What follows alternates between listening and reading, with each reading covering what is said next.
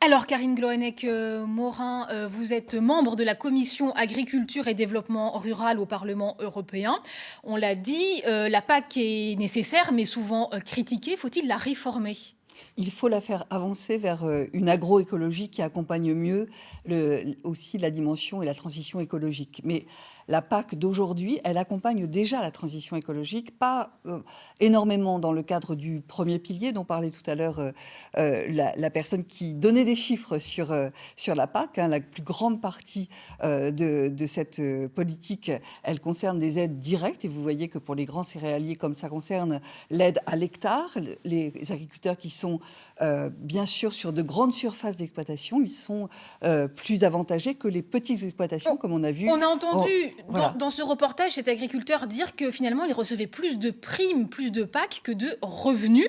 Ces situations peuvent-elles encore perdurer dans le contexte que l'on connaît de concurrence mondiale? Elles sont fréquentes, vraiment très fréquentes sur les grandes exploitations. Ça n'est pas le cas, et on l'a entendu tout à l'heure, sur les petites exploitations. Maintenant, il faut rééquilibrer, puisque la PAC, c'est son objectif, hein, d'accompagner le revenu de l'agriculteur. C'est l'article 39 du traité de fonctionnement de l'Union européenne. Donc, il faut bien sûr accompagner le revenu. Aujourd'hui, malgré la concurrence internationale, nous devons rester dans cette dimension. Mais seulement, il faut que l'agriculture et la réforme de la PAC elle soit vraiment tournée vers une agroécologie, une transition écologique qui soit bénéfique autant pour les consommateurs que pour les agriculteurs. La nouvelle version de la PAC doit arriver en 2020. Certains États européens réclament une baisse de budget. Quelle doit être la position de la France selon vous? La France, quand la Commission a fait sa proposition avec une baisse significative du budget de la PAC, hein, moins 15%. Et même, moi, je suis extrêmement attentive aussi au deuxième pilier de la PAC, donc qui concerne le développement rural, puisque je suis moi-même élue en milieu rural. Il faut baisser le budget de la PAC aujourd'hui, selon vous? Non, il ne faut pas vraiment pas le baisser. Et d'ailleurs, la France s'était positionnée très largement pour dire maintenant l'enveloppe de la PAC. Mais je vois que dans les votes que nous avons faits en commission agricole avant la fin du mandat, la droite conservatrice s'est quand même soumise à la proposition de la Commission. Alors, au Parlement européen, vous êtes aussi spécialiste du développement rural. On a évoqué il y a quelques semaines un chiffre, on va le regarder ensemble, 700 millions d'euros d'aide européenne en faveur des zones rurales qui pourraient être perdues à cause de lenteur de l'administration française. C'est grave? C'est à la fois à cause de la lenteur, sans doute, et du transfert, vous savez, qui a eu lieu entre l'autorité de gestion nationale vers les régions. Et donc, il y a eu une lenteur, mais qui va se récupérer. Moi, j'ai regardé ça vraiment de très près pendant cette dernière année de mandat, parce que c'est vrai, des programmes comme Leader, comme donc le vous dites que FEADER, ces 700 millions d'euros ne vont pas être perdus pour les zones rurales? Ils ne sont pas perdus totalement. Je vais vous dire, j'ai découvert quelque chose en étant aussi à la commission des budgets. C'est que l'argent qui est fléché sur un État, mais qui n'est pas dépensé par l'État, il est dans un premier temps, il revient à l'Union européenne parce que c'est ce qu'on appelle le dégagement d'office.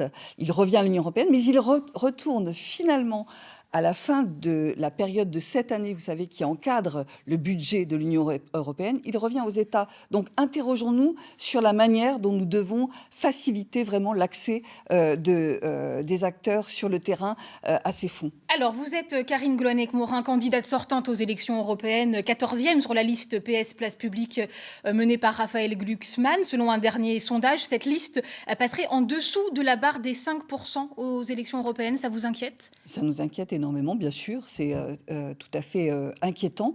Mais vous savez, la campagne, elle n'a pas commencé. Elle commence vraiment. Et ce matin, nous avons présenté notre liste avec Raphaël Glucksmann. Nous avons présenté notre projet. Je pense que les chiffres d'aujourd'hui ne sont pas significatifs de ce que nous allons retrouver à la fin de cette très courte campagne qui va ne durer que 3 semaines à peine, puisqu'il nous reste 20 jours de campagne.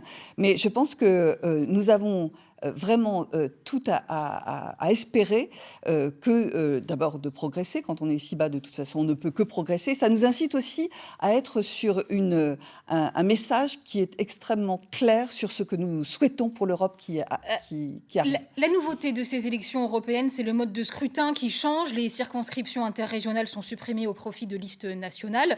Alors, est-ce que notre région, Centre-Val de Loire, risque de ne plus avoir aucun député européen le 27 mai? C'est une inquiétude inquiétude que nous pouvons avoir sur toutes les régions, parce que le choix d'être revenu sur des listes nationales, ça va peut-être libérer quelques députés européens déjà très occupés à Bruxelles et à Strasbourg, de ne plus se préoccuper de territoire. Moi, je suis une élue de terrain, donc j'ai fait dans mon mandat vraiment autant de terrain. Et à chaque fois qu'on avait cette semaine verte, c'est le nom que nous attribue l'Union européenne pour être sur les terrains, je crains que au-delà de notre propre région, oui, qui risque, si les électeurs ne sont pas assez présents sur les listes que nous proposons, et nous proposons, nous, une liste qui habituellement est bien plus fait un meilleur score. Et donc, c'est vrai La que liste donc PS Place Publique menée par Raphaël Glucksmann. Merci beaucoup.